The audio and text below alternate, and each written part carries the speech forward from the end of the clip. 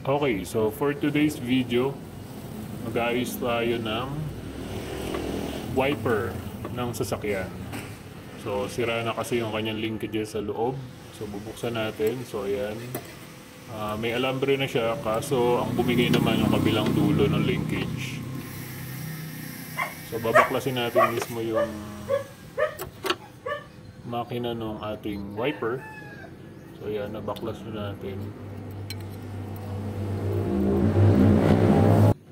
So ayusin natin yan gamit yung in-order ko sa Shopee na wiper repair clip. Yan. So 48 pesos lang siya, dalawa na. So yung link lalagay ko sa comment section. So yan, so naikabit na natin. Ngayon, isasalpak na natin yung sasakyan. And ayan, gumagana na siya. So final testing. Yan.